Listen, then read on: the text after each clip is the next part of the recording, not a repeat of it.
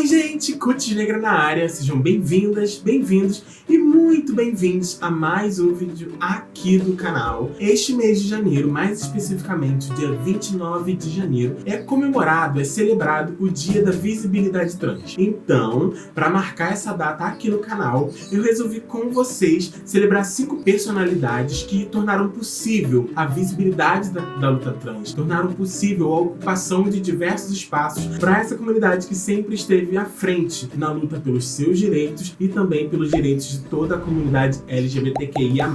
Mas, antes da gente começar, eu já vou pedir para você se inscrever se ainda não for inscrito, ativar o sininho de notificações e, claro, já deixar o seu like nesse vídeo. Agora, coloca a peruca e vem comigo!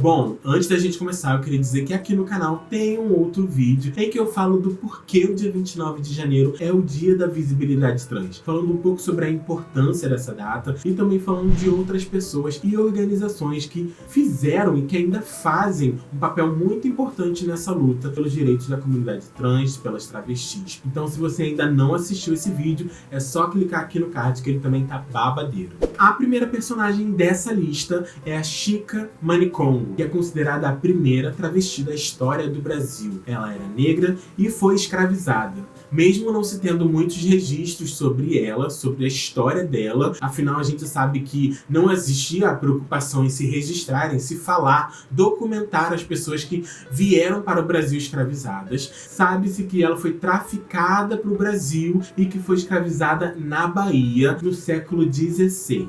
Os registros do Santo Ofício daquele século, do século XVI, mostram que ela viveu e ficou conhecida na Baixa do Sapateiro, lá em Salvador. E que Manicongo era um título, o nome de um título dado aos governantes ao reino do Congo, de onde a Chika foi traficada, de onde ela nasceu. Mas não se sabe se esse título, esse apelido foi dado a ela de uma forma pejorativa ou se ela de fato adotou esse nome para ela, como forma de empoderamento, como forma de um título, porque mesmo que ela tenha sido traficada e escravizada, ela ainda assim era empoderada. Naquela época, Chika Manicongo, em pleno século XVI, ela usava roupas, ela se vestia de trajes considerados femininos. Por conta disso, ela foi acusada de sodomia e chegou a ser condenada a abandonar a sua identidade de gênero, a abandonar a sua orientação sexual. A Chika, mais para recentemente, obviamente, ela apareceu em diversos trabalhos acadêmicos, em pesquisas realizadas sobre orientação sexual, sobre gênero e, claro, na época da escravidão,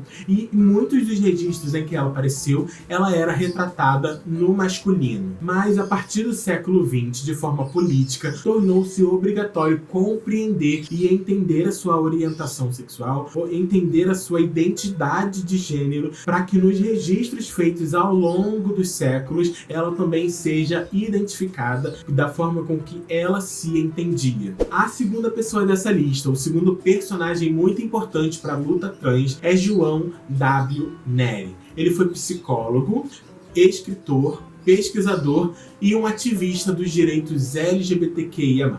João foi o primeiro homem trans a se submeter a cirurgias de readequação. Em 1977, em plena época de ditadura militar, era uma época em que essas cirurgias eram consideradas mutilação e condenadas por lei. Enquanto escritor e ativista, Nery usou do seu talento para contar histórias, para falar sobre a comunidade trans e também falar sobre a sua vida. Ele publicou 4 obras, entre uma delas a sua autobiografia intitulada Viagem Solitária. Ele também serviu de referência para um projeto de lei do deputado Jean Willis e também da Érica Cocai. Esse projeto falava sobre o direito do reconhecimento da identidade de gênero de todas as pessoas transgênero no Brasil, sem a necessidade de autorização judicial, laudos médicos nem psicológicos, cirurgias nem terapias hormonais. No ano de 2020, nós tivemos 30 cargos políticos, entre as mais de 200 candidaturas ocupados por pessoas trans e travestis no Brasil.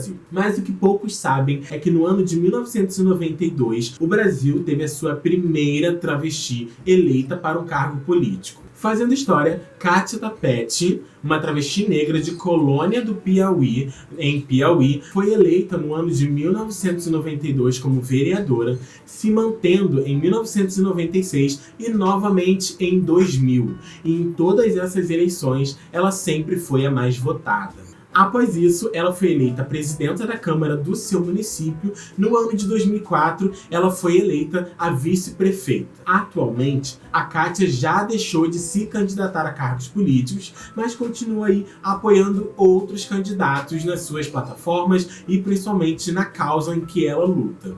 A Kátia foi um grande símbolo da luta trans, pela sua vida, mas também pela luta dela na política, pelos seus direitos e da sua comunidade. Toda essa história foi contada no filme documentário lançado em 2012 com o nome Kátia, e mostra aí como ela lidou com o preconceito desde cedo e, claro, a luta dela até se tornar a vereadora mais votada do seu município. Esse filme tá na íntegra aqui no YouTube e eu vou deixar para você assistir o link na descrição desse vídeo. O próximo símbolo de resistência e de luta da causa trans dessa lista é Brenda Lee. Brenda Lee foi uma travesti que foi responsável por criar o primeiro espaço de acolhimento para pessoas trans, pessoas LGBTQIA+, principalmente pessoas que eram expulsas e que estavam em situação de vulnerabilidade, e também de pessoas que estavam lutando contra o vírus HIV e contra a AIDS. Brenda Lee foi responsável por criar o Palácio das Princesas. Ao longo dos anos, a Brenda não mediu esforços para melhorar as condições do acolhimento e melhorar a vida daquelas pessoas que estavam ali sendo acolhidas por ela naquele espaço que ela criou. Então, na busca dessa melhoria, ela participou de programas de televisão, participou de palestras, diversos eventos e conheceu pessoas importantes que poderiam ajudar a ela nesse trabalho e que poderiam dar um pouco mais de visibilidade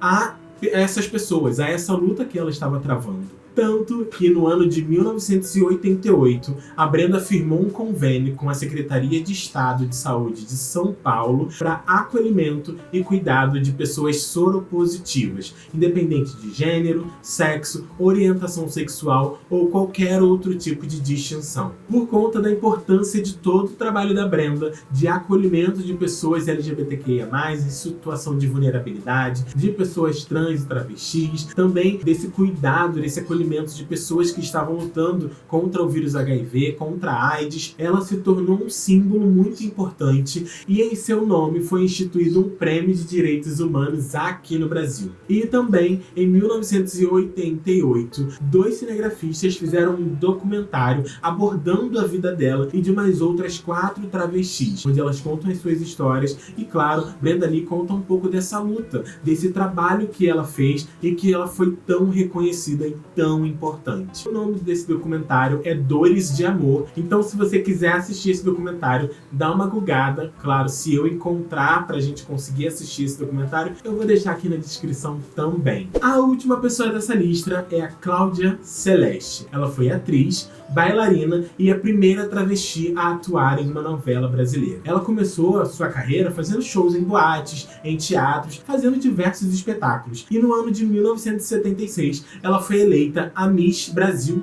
Trans. Por conta desse título, em 1975, ela foi convidada a atuar num filme chamado Motel. E no ano de 1977, o diretor Daniel Filho a convidou para atuar na novela chamada Espelho Mágico. Depois da sua participação, do primeiro episódio dela ter ido ao ar, muitas manchetes, muita coisa saiu na imprensa falando sobre ela, falando sobre a primeira travesti da televisão brasileira. E foi aí que o Daniel Filho descobriu que ela, de fato, era uma pessoa trans, que ela era uma travesti. Por conta de todo esse murmurinho, de todo o preconceito, de todas as coisas que falaram dela, a televisão, no caso a Rede Globo, decidiu não passar as outras cenas que ela tinha gravado. Então, ela foi tirada desse elenco. Mas, alguns anos depois, ela atuou em filmes como Beijo na Boca e Punk, Os Filhos da Noite. E só em 1988 que ela voltou a atuar em novelas, na Olho por Olho, que foi uma novela da Rede Manchete,